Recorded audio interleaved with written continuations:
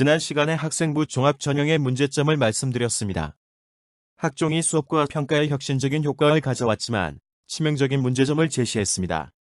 다양한 스펙 섞이는 전시성 행사를 유발하고 조국 사태에서 보듯이 불법, 탈법, 조작 행위가 만연하게 되었습니다.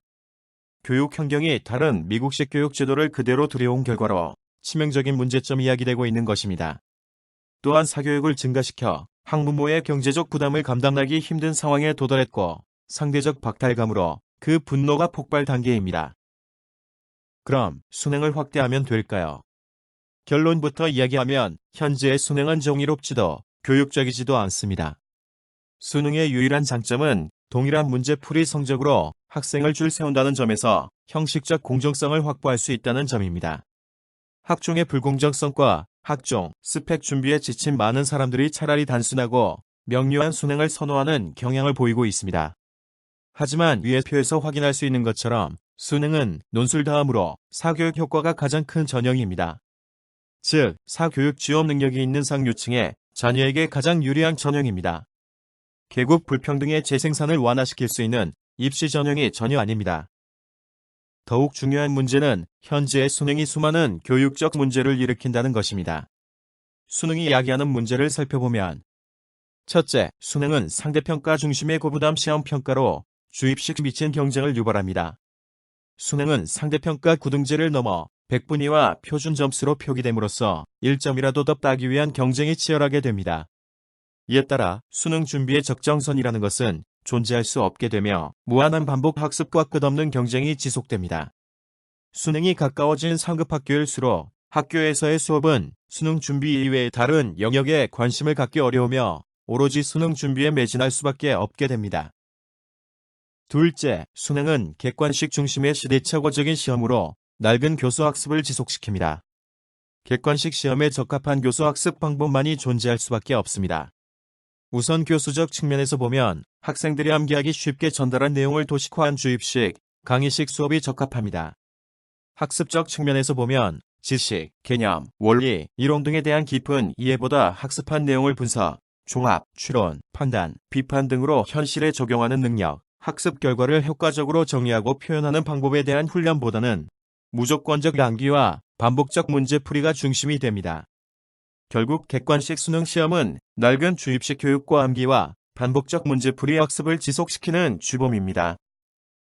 이미 서구의 대부분의 국가에서 내신과 국가 수준 입학시험은 논서수령이 중심이 되고 있으며 최근에 일본과 중국도 논서수령 중심의 대학 입학시험으로 전환을 시도하고 있습니다.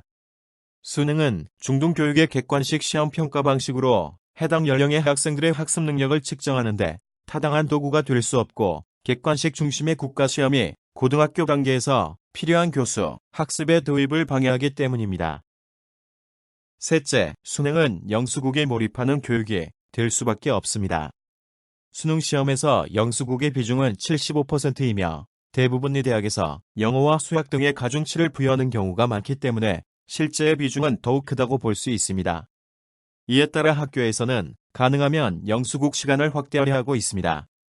학생들의 학습도 특히 영어와 수학에 집중됩니다. 모든 학습이 영수국에 집중되면서 인문학, 사회과학, 자연과학, 예술, 체육, 노적 체험활동 등이 위축되면서 학생들의 균형 잡힌 성장과 전인적 발달이 사실상 불가능합니다. 또한 이는 최근의 유행인 융합형 인재 양성에도 방해가 될 수밖에 없습니다. 초중등 교육을 통해 여러 분야의 기본 소양을 길러야 이후의 삶에서 융합 능력을 갖출 수 있습니다. 한국의 학생들은 영수 학습의 모든 에너지를 소모하기 때문에 융합의 기초를 갖추기 어려울 수밖에 없습니다. 넷째, 수능은 사교육의 주범이고 금수저를 위한 전형입니다. 2017년 사교육비 총액은 18조 6천억이며 13조 6천억이 교과사 교육비, 5조 원이 예체능 및 교양 사교육비입니다.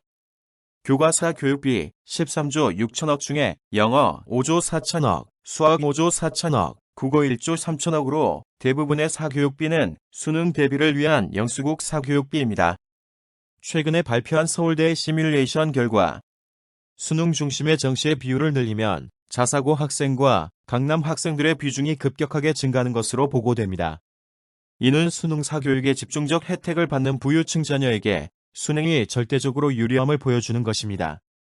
2018 서울대 정시 합격자 중 서울시 357명 중 강남 3969명이고 전국 군 단위는 고작 47명에 지나지 않습니다.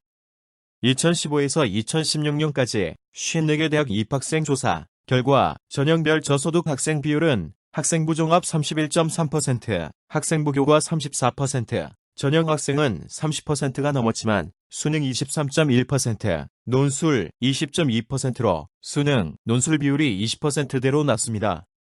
결국 수능은 논술과 함께 금수저 전형임을 알 수 있습니다.